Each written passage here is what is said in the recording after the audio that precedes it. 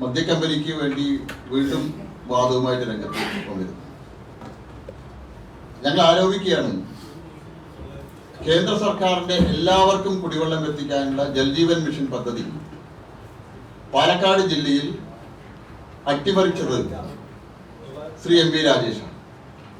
മദ്യക്കമ്പനിക്ക് വേണ്ടി ആ പദ്ധതി പാലക്കാട് ജില്ലയിൽ പൂർണ്ണമായിട്ട് നടപ്പാക്കാതെ ഇവിടുത്തെ ഏറ്റവും സാധാരണക്കാരായ ആളുകൾക്ക് കുടിവെള്ളം എത്തിക്കാതെ അട്ടിമറിക്കുന്നത് എക്സൈസിന്റെയും അതുപോലെ തന്നെ തദ്ദേശ സ്വയംഭരണ വകുപ്പിന്റെയും ചുമതലയുള്ള ശ്രീ എം വി രാജേഷാണ്. കാരണം ജൽജീവൻ മിഷൻ പദ്ധതി പാലക്കാട് ജില്ലയിൽ 100% നടപ്പാക്കിയാൽ മലമ്പുഴയിലെ നിലവിലുള്ള ശുദ്ധജല വിതരണ പദ്ധതിയുടെ കപ്പാസിറ്റി പൂർണ്ണമായിട്ടും അതിനായിട്ട് ഉപയോഗിക്കേണ്ടി വരും. അപ്പോൾ വളരെ ദീർഘവീക്ഷണത്തോടു കൂടിയിട്ടാണ് എം പി രാജേഷും ഇടത് സർക്കാരും ഈ പദ്ധതി നടപ്പാക്കാൻ തുടങ്ങിയ കാലഘട്ടം മുതൽ ഇത് അട്ടിമറിക്കാനുള്ള ശ്രമങ്ങളുമായിട്ട് മുന്നോട്ട് പോകുന്നു. ഈ പുതുശ്ശേരി ഏറ്റവും കൂടുതൽ കുടിവെള്ളക്ഷാമം അനുഭവപ്പെടുന്ന പഞ്ചായത്തുകളാണ് പുതുശ്ശേരി, മലമ്പുഴ, അതുപോലെ തന്നെ എലപ്പുള്ളി, പാലക്കാടിന്റെ കിഴക്കൻ മേഖല. ആ പ്രദേശത്ത് നിങ്ങളൊന്ന് അന്വേഷിക്കണം. ആ പ്രദേശത്തെ ഓരോ പഞ്ചായത്തുകളിലും കേന്ദ്ര സർക്കാരിന്റെ ജൽജീവൻ മിഷൻ പദ്ധതി 2019 ആരംഭിച്ച ആ പദ്ധതിയുടെ ഇന്നത്തെ എന്താണ് സ്ഥിതി എന്നുള്ളത് അന്വേഷിക്കണം. 50% താഴെയാണ് ആ പദ്ധതി ആ പഞ്ചായത്തുകളിൽ നടപ്പാക്കിയിട്ടുള്ളത്.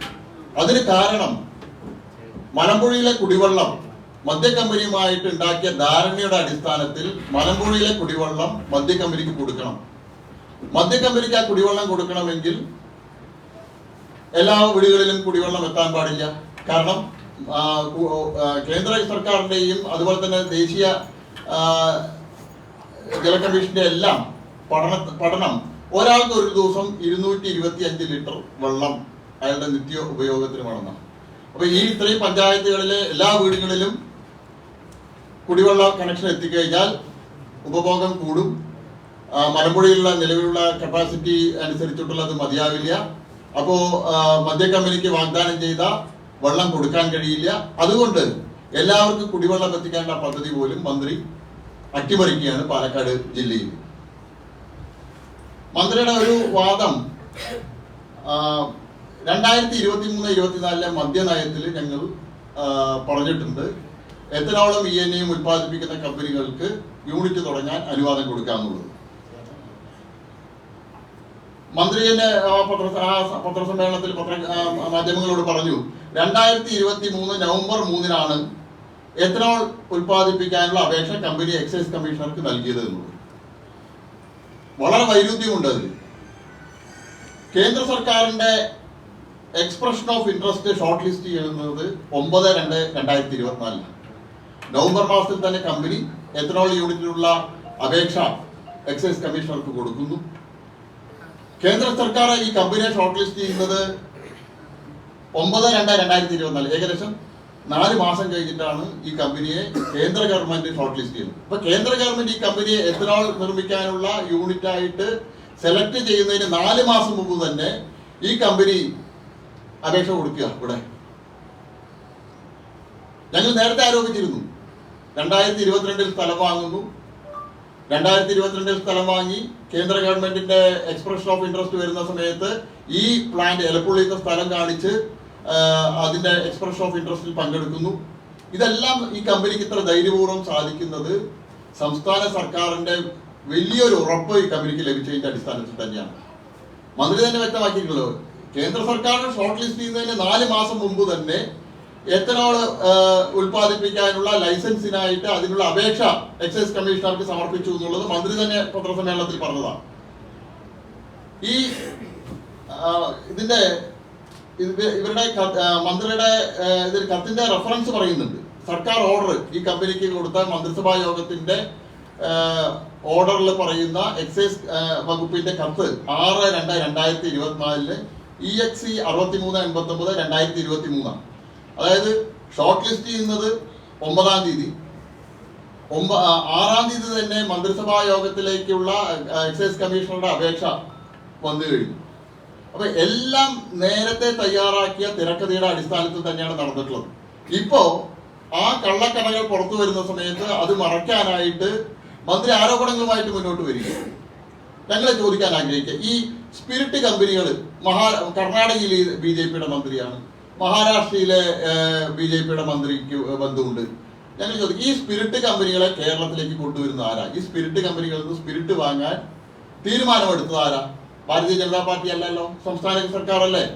അപ്പോ എന്തുകൊണ്ട് ഇത്തരം കമ്പനികളിൽ നിന്ന് സ്പിരിറ്റ് വാങ്ങാൻ സംസ്ഥാന ഗവൺമെന്റ് തയ്യാറായി എന്നുള്ളത് മന്ത്രി വ്യക്തമാക്കണം. ഈ കമ്പനികളല്ലാതെ ഈ രാജ്യത്ത് വേറെ കമ്പനികളുണ്ടല്ലോ, സ്പിരിറ്റ് ഉത്പാദിപ്പിക്കുന്ന കമ്പനികളുണ്ടല്ലോ, ആ കമ്പനികളിൽ നിന്ന് വാങ്ങാമല്ലോ. BJP-യുടെയും കോൺഗ്രസിന്റെയും നേതാക്കന്മാരുടെ കമ്പനികൾക്ക് ഇന്ന് സ്പിരിറ്റ് വരുന്നത് അത് ബ്ലോക്ക് അത് ആ വരവ് തുടരാൻ വേണ്ടിയിട്ടാണ് ഇവിടെ സ്പിരിറ്റ് ഉത്പാദിപ്പിക്കുന്നത് തടയുന്നത് എന്നാണ് മന്ത്രി പറയുന്നത്. ഈ കമ്പനികൾ കഴിഞ്ഞ നിരവധി വർഷങ്ങളായിട്ട് കേരളത്തിൽ സ്പിരിറ്റ് സപ്ലൈ ചെയ്യുന്ന കമ്പനികളാണ്. ഈ കമ്പനികളെ എല്ലാം തെരഞ്ഞെടുത്തിരിക്കുന്നത് സംസ്ഥാന സർക്കാരാണ്, അവർക്ക് ഓർഡർ കൊടുത്തിരിക്കുന്നത് സംസ്ഥാന സർക്കാരാണ്. അതില് ഭാരതീയ ജനതാ പാർട്ടിയോ ഭാരതീയ ജനതാ പാർട്ടിയുടെ സംസ്ഥാനത്തിന്റെ ഒരു നേതാക്കൾക്കും ബന്ധമില്ല. അത് UDF ഭരിക്കുന്ന കാലഘട്ടത്തിലായാലും ശരി, LDF ഭരിക്കുന്ന കാലഘട്ടത്തിലായാലും ശരി, ഏറ്റവും കൂടുതൽ കരിമ്പ് ഉൽപ്പാദിപ്പിക്കുന്ന സംസ്ഥാനങ്ങളിലാണ് ഷുഗർ ഫാക്ടറികൾ ഉള്ളത്. ഷുഗർ ഫാക്ടറികളുടെ ബൈ പ്രൊഡക്റ്റ് ആണ് സ്പിരിറ്റ്. ആ സ്പിരിറ്റ് ആണ് മദ്യം ഉൽപ്പാദിപ്പിക്കാനായിട്ട് ഉപയോഗിക്കുന്നത്. അതെല്ലാം ലൈസൻസോട് കൂടി പ്രവർത്തിക്കുന്നതാണ്. ഞാൻ ഒരു കാര്യം ചോദിക്കാൻ ആഗ്രഹിക്കും. കഴിഞ്ഞ ദിവസം CPM-ന്റെ ജില്ലാ സെക്രട്ടറി ഒരു ആരോപണവുമായിട്ട് മുന്നോട്ട് വന്നു. ഞാൻ ലേബർ കോൺട്രാക്ടറാണ്, തൊഴിലാളികളുടെ വിഹിതം പറ്റുന്ന ആളാണ്. ഞാൻ 98 മുതൽ പാലക്കാടും കേരളത്തിന്റെ വിവിധ ഭാഗങ്ങളിലും എല്ലാം ലേബർ കോൺട്രാക്ട് ബിസിനസ് ചെയ്യുന്ന ആള് തന്നെയാണ്. യാതൊരുമില്ല. കേന്ദ്ര ഗവൺമെന്റ് സംസ്ഥാന ഗവൺമെന്റുകളൊക്കെ അംഗീകരിച്ച ലേബർ കോൺട്രാക്ട് ആക്ട് അനുസരിച്ച് ലൈസൻസ് എടുത്ത് ESI-യും PF-ഉം കേന്ദ്ര സർക്കാരിന്റെ സർവീസ് ടാക്സ് അടക്കമുള്ള കാര്യങ്ങൾ അടച്ചിട്ടാണ് ഞാൻ ഈ ബിസിനസ് ചെയ്യുന്നത്. CPM-ന്റെ Malabar cements labour contract society ഉണ്ട്. പാലക്കാട്ടുകാരായിട്ടുള്ള പത്രക്കാർക്ക് അറിയാം. മലബാർ സിമെന്റ്സ് ആരംഭിച്ചത് മുതൽ അവിടുത്തെ ലോഡിങ്ങിലേക്കും മറ്റുമൊക്കെ ആവശ്യമായിട്ടുള്ള ലേബറും സപ്ലൈ ചെയ്യുന്നത് CPM-ന്റെ തങ്കച്ചൻ ഉൾപ്പെടെയുള്ള നേതാക്കന്മാർ, LC സെക്രട്ടറി ആയിരുന്ന തങ്കച്ചൻ ഉൾപ്പെടെയുള്ള നേതാക്കന്മാർ, 3-4 നേതാക്കന്മാർ ചേർന്ന് രൂപീകരിച്ച ലേബർ കോൺട്രാക്ട് സൊസൈറ്റിയാണ്. കോടിക്കണക്കിന് രൂപയുടെ തുകയാണ് മലബാർ സിമെന്റ്സ് നിന്ന് ലേബർ കോൺട്രാക്ട് വഴിക്ക് ഈ സൊസൈറ്റി നേടിയെടുത്തുള്ളത്. CPM-ന്റെ ഉള്ളിൽ വലിയ ആരോപണങ്ങൾക്ക് വഴിവെച്ച കോൺട്രാക്ട് ആണത്. അപ്പോ CPM-ന്റെ ജില്ലാ സെക്രട്ടറി ഇത്തരം ആരോപണങ്ങൾ ഉന്നയിക്കുന്ന സമയത്ത് സ്വന്തം പാർട്ടിക്കാരായിട്ടുള്ള ആളുകൾ ഈ കാര്യം, സ്വന്തം പാർട്ടിയുടെ നേതൃത്വത്തിലുള്ള സൊസൈറ്റിയും നേതാക്കന്മാരും എല്ലാം ഇത്തരം പ്രവർത്തനങ്ങൾ ചെയ്യുന്നുണ്ട്. ഇത് നിയമപരമായിട്ടുള്ള കാര്യമാണ്, അതിൽ തെറ്റുണ്ടെന്ന് ഞങ്ങൾ പറയുന്നില്ല. സർക്കാർ സ്ഥാപനങ്ങളിൽ കോൺട്രാക്ട് അടിസ്ഥാനത്തിൽ, ലേബർ കോൺട്രാക്ട് അടിസ്ഥാനത്തിൽ തൊഴിലാളികളെ എടുക്കുന്നുണ്ട്, സ്വകാര്യ സ്ഥാപനങ്ങളിൽ എടുക്കുന്നുണ്ട്. ചിറ്റൂർ മേഖല വഴിക്ക് വരുന്ന സ്പിരിറ്റിനെ സംബന്ധിച്ച് അറിയാലോ. നേരത്തെ ആ സ്പിരിറ്റ് കൊണ്ടുവന്നത് വലതുപക്ഷ നേതാവായിരുന്നു. ഇപ്പോ ചിറ്റൂർ വഴിക്ക്, ചിറ്റൂർ ഗോപാലപുരം ചെക്ക് പോസ്റ്റ് വഴിക്ക് വന്ന് ചിറ്റൂരിലെ തെങ്ങിൻ തോപ്പുകളിൽ സൂക്ഷിക്കുന്ന സ്പിരിറ്റിന്റെ പിന്നിൽ പ്രവർത്തിക്കുന്ന ആളാരാണെന്ന് CPM-ന്റെ ജില്ലാ സെക്രട്ടറി വ്യക്തമാക്കാൻ തയ്യാറാവണം. 2 സഹോദരന്മാർ, CPM നേതാവിന്റെ 2 സഹോദരന്മാർ ചിറ്റൂർ മേഖലയിലുള്ള തെങ്ങിൻ തോപ്പുകൾ മുഴുവൻ ലീസിലെടുക്കുക. 660 ലിറ്റർ സ്പിരിറ്റ് അവിടുന്ന് പിടിച്ചു ഒരു സഹോദരന്റെ തോട്ടത്തിൽ നിന്ന്. ആ സ്പിരിറ്റ്, ആ കേസ് അവിടെ പോയി. എക്സൈസ് വകുപ്പ് മന്ത്രിക്ക് ഇതിനെതിരെ ആക്ട് ചെയ്യാൻ കഴിയില്ല. കാരണം ഇപ്പൊ CPM-നുള്ള ജില്ലാ സമ്മേളനത്തിൽ വലിയ വെടിനിർത്തലായിരുന്നു, യാതൊരുവിധ പ്രശ്നങ്ങളും ഇല്ല എന്നാണ്. എന്താ പ്രശ്നമില്ലാതിരിക്കാൻ കാരണം? വിദേശ മദ്യം എക്സൈസ് മന്ത്രിക്കും കുടുംബത്തിനും, സ്പിരിറ്റും കള്ളും ജില്ലാ സെക്രട്ടറിക്കും കുടുംബത്തിനുമായിട്ട് CPM-ൽ വീതം വെച്ചതിന്റെ അടിസ്ഥാനത്തിലാണ് CPM-ലെ വെടിനിർത്തല്. 3.5 ലക്ഷം കള്ളാണ് ദിനംപ്രതി ചിറ്റൂരിൽ നിന്ന് പോകുന്നത്. CPM-ന്റെ ആളുകൾ തന്നെ പറയുന്നു, 1 ലിറ്റർ കള്ളിന് 1.25 രൂപ ദിനംപ്രതി അവിടുത്തെ ചില ആളുകൾക്ക്, CPM-ന്റെ ആളുകൾക്ക് കൊടുത്തിട്ടാണ് ഈ കള്ള് പാലക്കാടിന്റെ ബോർഡർ കടന്നു പോകാൻ പറ്റുള്ളൂ എന്ന് പറയുന്നത്. അപ്പൊ ഞങ്ങൾ കൂടുതലൊന്നും പറയുന്നില്ല. നേരത്തെ 2002 പൊള്ളാച്ചിയിൽ ആനമല പോലീസ് സ്റ്റേഷനിൽ ചില ആളുകളെ അണ്ടർവെയറിൽ നിർത്തിയിട്ടുണ്ടായിരുന്നു, അടിവസ്ത്രം മാത്രം ഇട്ടിട്ട്. ആ ആളുകളുടെ പേരൊന്നും ഞങ്ങളെ കൊണ്ട് വിളിച്ചു പറയിപ്പിക്കരുത്. ഒരുപാട് കഥകൾ ഈ ചിറ്റൂരിലെ ഇത്തരം ബന്ധങ്ങളെ സംബന്ധിച്ച് ഞങ്ങൾക്ക് പറയാനുണ്ട്. അതൊക്കെ ഞങ്ങളെ കൊണ്ട് പറയിപ്പിക്കാൻ ബഹുമാനപ്പെട്ട CPM-ന്റെ ജില്ലാ സെക്രട്ടറി തയ്യാറാവരുത് എന്നാണ് ഞങ്ങൾക്ക് ഈ അവസരത്തിൽ പറയാനുള്ളത്.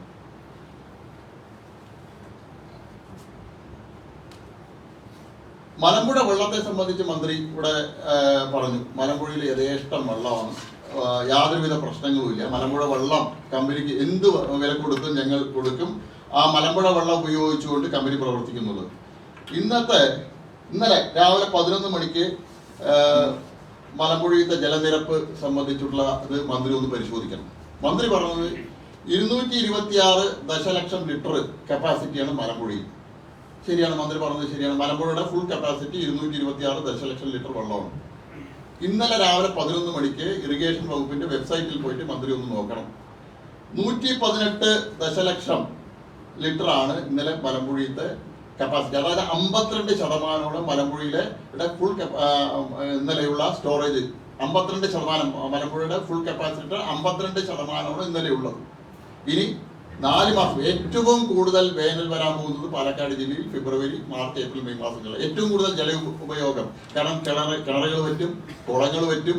അപ്പോൾ ഏറ്റവും കൂടുതൽ ആളുകൾ ഈ കുടിവെള്ളത്തിനെയും അതുപോലെ തന്നെ കുളിക്കാനും അവരുടെ എല്ലാ ആവശ്യങ്ങൾക്കുമായിട്ട് ഉപയോഗിക്കുന്നത് മലമ്പുഴ വെള്ളം. ഏറ്റവും കൂടുതൽ കുടിവെള്ളം ആവശ്യമുള്ളത്. അതുപോലെ തന്നെ പ്രായരി പഞ്ചായത്തിന്റെ ഒരറ്റം മുതൽ പട്ടാമ്പി വരെയുള്ള പഞ്ചായത്തുകൾ കുടിവെള്ള സ്രോതസ്സായിട്ട് ഉപയോഗിക്കുന്നത് ഭാരതപ്പുഴയാണ്. ആ കുടിവെള്ള പദ്ധതികൾക്ക് ആവശ്യമായിട്ടുള്ള വെള്ളം മലമ്പുഴ ഡാം തുറന്നു വിട്ടിട്ടാണ് ആ കുടിവെള്ള പദ്ധതികൾ പ്രവർത്തിപ്പിക്കുക. ഭാരതപ്പുഴയിൽ വെള്ളം കുറഞ്ഞാൽ മലമ്പുഴ ഡാം തുറന്നു വിടും. മലമ്പുഴ ഡാം തുറന്നു വിട്ടിട്ടാണ് ആ കുടിവെള്ളം കിട്ടുക. അപ്പോൾ ഇപ്പൊ തന്നെ 52% കപ്പാസിറ്റി. മന്ത്രിയോട് മന്ത്രി ഇത്രയേറെ പഠനം നടത്തിയാണല്ലോ മദ്യ കമ്പനിക്ക് വേണ്ടിയിട്ട്. ഞങ്ങൾ ഒരു കാര്യം ചോദിക്കാൻ ആഗ്രഹിക്കുക. ഇപ്പൊ 4 ഘട്ടമായിട്ടാണല്ലോ ഇതിന്റെ സർക്കാർ ഓർഡർ പ്രകാരം പ്രവർത്തിക്കേണ്ടത്.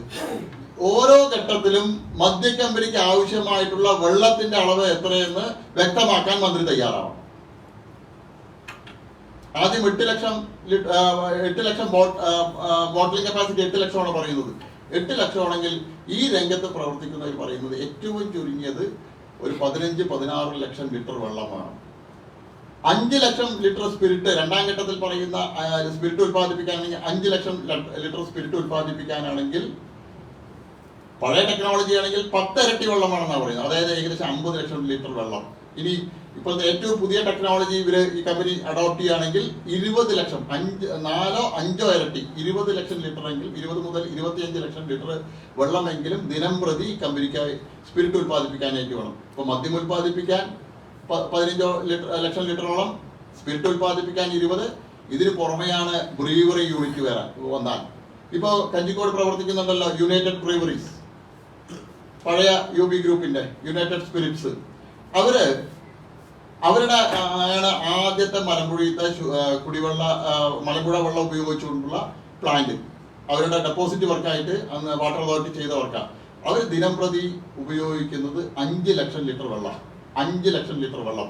അത് സീസൺ സമയത്ത് 6 ലക്ഷം. നമുക്കറിയാലോ മദ്യത്തിന്റെയും ബിയറിന്റെ ഒക്കെ ഉപയോഗം എപ്പോഴാണ് കൂടുക? വേനൽക്കാലത്താണ്.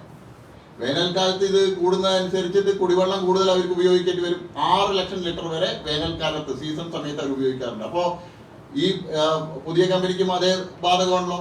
ഇവർ ബിയറ ഉത്പാദിപ്പിക്കുന്നത്, അവർ സ്പിരിറ്റ് ഉത്പാദിപ്പിക്കുന്ന സമയത്ത്, ENA ഉത്പാദിപ്പിക്കുന്ന സമയത്ത് അതിന്റെ എത്രയോ ഇരട്ടി വെള്ളം ആവശ്യമുണ്ട്. അപ്പോൾ 35-40 ലക്ഷം ലിറ്റർ വെള്ളമാണ് ഇതിനാവശ്യം. ഇപ്പൊ മലമ്പുഴയിലത്തെ വെള്ളം കുടിവെള്ള പദ്ധതിക്കായിട്ട് മന്ത്രി തന്നെ പറയുന്നുണ്ട്.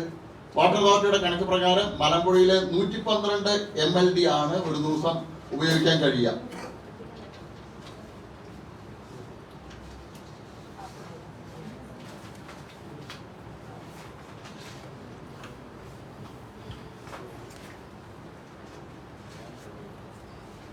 അതില് 90% ഓൾറെഡി മലമ്പുഴ ഇപ്പോ ആ കപ്പാസിറ്റി ഉപയോഗിക്കുന്നുണ്ട്. അപ്പോൾ അതില് നിലവിൽ വ്യവസായ വകുപ്പിന് കൊടുക്കുന്ന പുതുശ്ശേരിയിലെ കമ്പനികൾക്ക് കൊടുക്കുന്നുണ്ട്.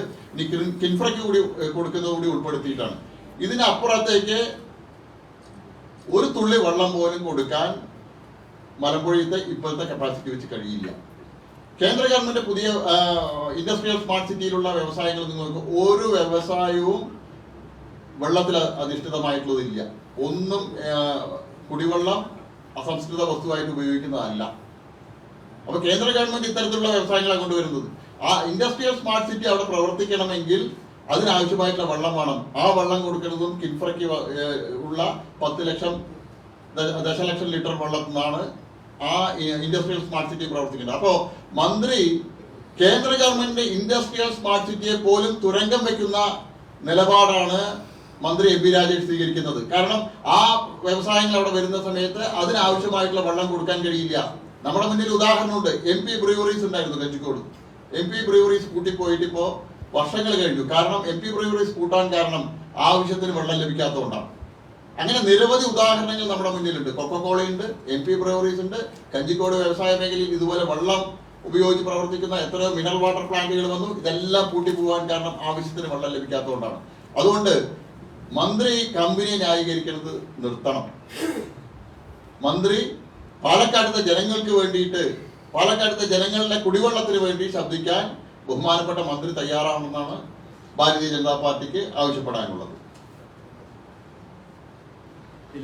ഡൽഹി ഇപ്പോൾ ഏകദേശം ഡൽഹിയിൽ നടന്നതിന് സമാനമായ ഒരു അഴിമതി രൂപത്തിലാണ് കേരളത്തിലോട്ട് പോകുന്നത്. അപ്പോൾ ഇത് സംബന്ധിച്ച് എന്തെങ്കിലും തരത്തിലുള്ള അന്വേഷണം BJP ആവശ്യപ്പെടുന്നുണ്ടോ? ഭാരതീയ ജനതാ പാർട്ടി ഈ കാര്യത്തിൽ ബഹുമാനപ്പെട്ട ഹൈക്കോടതിയെ സമീപിക്കണമെന്ന് ചർച്ച ചെയ്യുക. കാരണം ഇതിൽ നേരത്തെ കോടതി 2 തവണ ഹൈക്കോടതി വിധിയുണ്ട്. മലമ്പുഴ വെള്ളം ഉപയോഗിക്കുന്നത് സംബന്ധിച്ച് 2 തവണ ഹൈക്കോടതി വിധിയുണ്ട്. കൃഷിക്കും കുടിവെള്ളത്തിനും കൃഷിക്കാണ് ഉപയോഗിക്കുന്നത്. ദേശീയ ജല കമ്മീഷന്റെ നയം അനുസരിച്ചിട്ടും കുടിവെള്ളവും കൃഷിയാണ് പ്രധാനം. 3ാമതാണ് വ്യവസായം വരുന്നത്. അപ്പോൾ മലമ്പുഴയെ സംബന്ധിച്ചും വിധിയുണ്ട്. അപ്പോൾ തീർച്ചയായിട്ടും ഞങ്ങൾ ബഹുമാനപ്പെട്ട ഹൈക്കോടതിയെ ഇക്കാര്യത്തിൽ സമീപിക്കുന്നുണ്ട്. അതോടൊപ്പം തന്നെ വഴിവിട്ട് ഈ മദ്യക്കമ്പനിക്ക് അനുമതി കൊടുത്തത് സംബന്ധിച്ചും അന്വേഷണം ഞങ്ങൾ ആവശ്യപ്പെടും. കാരണം ഈ കമ്പനിയുടെ മറ്റുള്ള സംസ്ഥാനങ്ങളിലെ അവരുടെ ഇടപാടുകളെല്ലാം വളരെ ദുരൂഹത നടന്നതാണ്. അവരെവിടെയെല്ലാം പോയിട്ടുണ്ടോ അവിടെയെല്ലാം വിവാദങ്ങൾ ഉണ്ടാക്കിയിട്ടുണ്ട്. അതിലെല്ലാം അഴിമതി നടന്നിട്ടുണ്ട്. കഴിഞ്ഞ ദിവസം ആരോപണങ്ങൾ വന്നുവല്ലോ. ഡൽഹി മദ്യനയ കേസിൽ പങ്കാളിയായിട്ടുള്ള അതിൽ അകത്തു പോയ കവിത,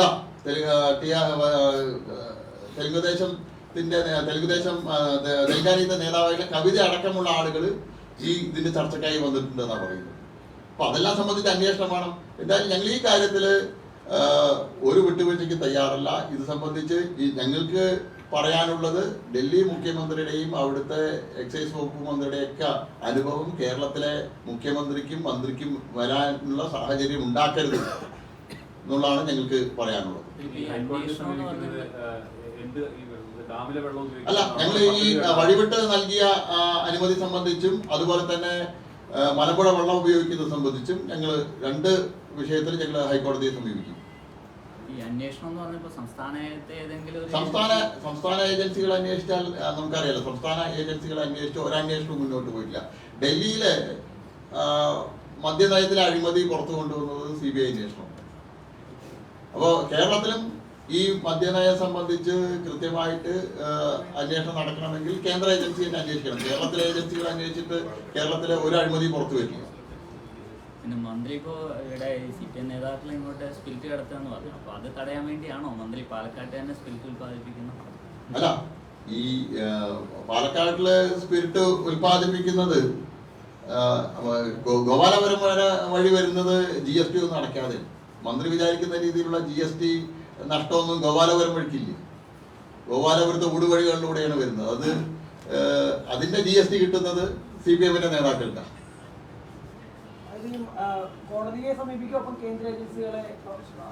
അല്ല, ഞങ്ങൾ ബഹുമാനപ്പെട്ട ഹൈക്കോടതിയെ സമീപിക്കും. ഇത് സംബന്ധിച്ച് അന്വേഷണം ഞങ്ങൾ ആവശ്യപ്പെടും. ഇതിന്റെ അനുമതി നൽകിയതിനെ സംബന്ധിച്ചുള്ള കാര്യത്തെ സംബന്ധിച്ച് അന്വേഷിക്കാൻ ബഹുമാനപ്പെട്ട ഹൈക്കോടതിയെ ഞങ്ങൾ സമീപിക്കും.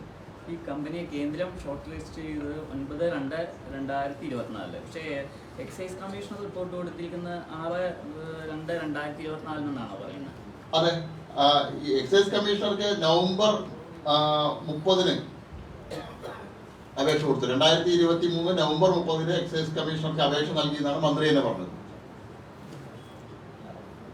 6/2-ന് എക്സൈസ് കമ്മീഷണർ സർക്കാരിലേക്ക് ശുപാർശ ചെയ്ത് അയച്ചു. അത് ഈ കമ്പനി ഇതാണ് ശുപാർശ ചെയ്തത്. അതിനകത്ത് പറഞ്ഞിട്ടുണ്ടോ ഇങ്ങനെ ഇവരുടെ കേന്ദ്രം ഈ ചുരുക്കപ്പട്ടികയിൽ ഉൾപ്പെടുത്തിയ? അതെ, കമ്പനി എക്സൈസ് കമ്മീഷണർക്ക് എത്തനോൾ നിർമ്മിക്കാനുള്ള അപേക്ഷയാണ് കൊടുത്തിരിക്കുന്നത്. കേന്ദ്ര ഗവൺമെന്റ് ഷോർട്ട് ലിസ്റ്റ് ചെയ്തത് 9/2-നാണ്. നവംബർ 30-ന് തന്നെ ഈ കമ്പനി ഓയിസിസ് കമ്പനി എത്തനോൾ നിർമ്മിക്കാനുള്ള അപേക്ഷ എക്സൈസ് കമ്മീഷണർക്ക് കൊടുക്കുന്നു. ഈ എത്തനോൾ നിർമ്മിക്കാനുള്ള ഒറ്റ അപേക്ഷയുടെ മറവിൽ ബ്രൂവറി പ്ലാന്റ് നിങ്ങൾ എഴുതി വെച്ചോ, ഈ കമ്പനി ഇവിടെ എത്തനോൾ നിർമ്മിക്കില്ല. കാരണം കേന്ദ്ര ഗവൺമെന്റുമായിട്ടുള്ള എഗ്രിമെന്റ് പ്രകാരം അടുത്ത മാർച്ച് 28 മുമ്പ് എത്തനോൾ നിർമ്മാണം ആരംഭിക്കണം, 2026. ഈ കമ്പനിയുടെ ആദ്യ ഘട്ടത്തിൽ പറയുന്നത് ബോട്ടിലിംഗ് ആണ്, വിദേശ മദ്യത്തിന്റെ ബോട്ടിലിംഗ് ആണ്.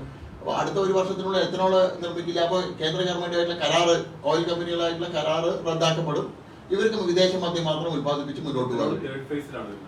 സെക്കൻഡ് ഫേസിലാണ്. ഈ മന്ത്രിയെ സംബന്ധിച്ച് മുഖ്യമന്ത്രി ഉൾപ്പെടെയുള്ളവരെ തെറ്റിദ്ധരിപ്പിച്ചു എന്നൊരു അല്ല, ഇപ്പോ CPIയുടെ തന്നെ നിലപാട് കേട്ടില്ലേ? കൃഷിഭൂമി നികത്തുന്നത് സംബന്ധിച്ച് കൃഷി വകുപ്പ് അവിടെ അനുമതി കൊടുത്തിട്ടില്ല. അപ്പോൾ എല്ലാ വകുപ്പുകളുടെയും അനുമതിയൊന്നും ലഭിക്കാതെ നേരിട്ട് മുഖ്യമന്ത്രിയുടെയും എക്സൈസ് മന്ത്രിയുടെയും അനുമതി മാത്രമാണ് ഇത് ലഭിച്ചിട്ടുള്ളൂ. മറ്റെല്ലാ വകുപ്പുകളെയും നോക്കുകുത്തിയായിരിക്കുകയാണ്. ഒരു വകുപ്പിന്റെ മന്ത്രിമാരോടും അല്ലെങ്കിൽ ആ വകുപ്പ് മേധാവികളോടും ആ വകുപ്പിന്റെ ഉദ്യോഗസ്ഥന്മാരോടും ഒന്നും അഭിപ്രായം തേടാതെയാണ് ഈ കമ്പനിക്ക് അനുമതി കൊടുത്തിരിക്കുന്നത്. അപ്പോൾ ഇതിന് പിന്നിൽ വലിയ താല്പര്യം എക്സൈസ് വകുപ്പ് മന്ത്രിക്കുണ്ട്. അദ്ദേഹം കൊക്കോകോളയ്ക്കെതിരായിട്ട് ശക്തമായിട്ട് വാദിച്ച ആളാണ്. ഇപ്പോ അന്ന് പറഞ്ഞത് ഇവിടെ വ്യവസായമല്ല പ്രധാനം, കുടിവെള്ളമാണ്. ഇപ്പൊ പറയുന്നത് വ്യവസായമാണ് പ്രധാനം, കുടിവെള്ളമല്ല. ഞങ്ങൾ ബഹുമാനപ്പെട്ട ഹൈക്കോടതിയെ സമീപിക്കും. കോടതിയെ സമീപിക്കുന്ന സമയത്ത് ഞങ്ങളുടെ ലീഗൽ ടീമായിട്ട് ആലോചിച്ച് അതിൽ എങ്ങനെ മുന്നോട്ട് പോകണം എന്നുള്ളത് തീരുമാനിക്കും. ഞങ്ങൾ ഏതായാലും സംസ്ഥാന ഏജൻസികൾ അന്വേഷിച്ചിട്ട് ഇത് അഴിമതി പുറത്തു വരിക, കേന്ദ്ര ഏജൻസികൾ അന്വേഷിച്ചാലേ ഇതിൽ അഴിമതി പുറത്തു വരും. ശരിയായ രീതിയിലുള്ള അന്വേഷണം മുന്നോട്ട് പോകും. ഈ ഏലപ്പള്ളി പഞ്ചായത്തിന് വേണ്ടി സമരം നടത്തുന്നുണ്ടല്ലോ BJP. ഇനിയിപ്പോൾ അതിൻ്റെ ഒരു അടുത്ത ഞങ്ങൾ സത്യാഗ്രഹം, അനിശ്ചിതകാല സത്യാഗ്രഹം അവിടെ മുന്നോട്ട് പോകുന്നുണ്ട്. കലക്ടറേറ്റിലേക്ക് ഉള്ള മാർച്ച് അടക്കമുള്ള കാര്യങ്ങൾ ഞങ്ങൾ ആസൂത്രണം ചെയ്യുന്നുണ്ട്. സംസ്ഥാന അധ്യക്ഷനുമായിട്ട് ആലോചിച്ച് അടുത്ത ഘട്ടങ്ങളിൽ ശക്തമായിട്ടുള്ള സമരവുമായിട്ട് ഞങ്ങൾ മുന്നോട്ട് പോകും. ഇതിൽ ഒരു വിട്ടുവീഴ്ചയും ഈ കാര്യത്തിലില്ല. ജനങ്ങളുടെ കുടിവെള്ളമാണ് ഏറ്റവും പ്രധാനം. നേരത്തെ പറഞ്ഞു പൊള്ളാച്ചിയിൽ ആരെ തടഞ്ഞു വെച്ചു അത് ഏത് CPM-ന്റെ ആളുകളോട് ചോദിച്ചാൽ അറിയാം. 2002 പൊള്ളാച്ചി ആനമല പോലീസ് സ്റ്റേഷനിൽ ആരെയാണ് അടിവസ്ത്രം മാത്രം ഇട്ട് നിർത്തിയതെന്നുള്ള അന്വേഷിച്ചറിയാം. ഒരുപാട് കടകൾ ഞങ്ങൾ പുറത്ത് പറയാനുണ്ട്. ഞങ്ങളൊക്കെ നിയമപരമായിട്ടുള്ള ബിസിനസ്സാണ് ചെയ്യുന്നത്. കേരള സർക്കാർ, സംസ്ഥാന സർക്കാരൊക്കെ നൽകുന്ന ലൈസൻസും നിയമാനുസൃതമായിട്ടുള്ള ബിസിനസ്സാണ് ഞങ്ങൾ ചെയ്യുന്നത്. പക്ഷെ നിയമവിരുദ്ധമായിട്ടുള്ള കാര്യങ്ങൾ ചെയ്യുന്ന ആളുകൾ ആരൊക്കെയാണെന്നുള്ളത് CPM-ന്റെ ജില്ലാ സെക്രട്ടറിക്കും CPM-ന്റെ മറ്റു നേതാക്കന്മാർക്കൊക്കെ അറിയാം. അതിൽ CPM-ൽ തന്നെ വലിയ ചർച്ചയായിട്ടുള്ള കാര്യമാണ്.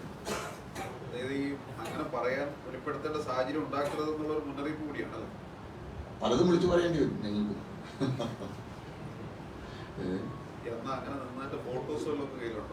എല്ലാം ഉണ്ട്, എല്ലാ ഫോട്ടോസും ഉണ്ട്.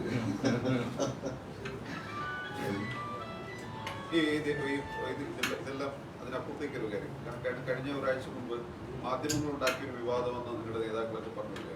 BJP-യുടെ പുതിയ പ്രസിഡന്റ് തെരഞ്ഞെടുപ്പുമായി ബന്ധപ്പെട്ട് ചിലർ രാജിവെക്കും, നഗരസഭാ ഭരണം പോകും. അപ്പോഴൊക്കെ മുതിർന്ന നേതാക്കൾ പറഞ്ഞിരുന്നു അങ്ങനെ ഒന്നും സംഭവിക്കാൻ പോകുന്നില്ല. അതൊക്കെ മാധ്യമങ്ങൾ ഉണ്ടാക്കിയ ഒരു വിവാദം മാത്രമായിരുന്നു. അല്ല, രാജിവെച്ചില്ലല്ലോ.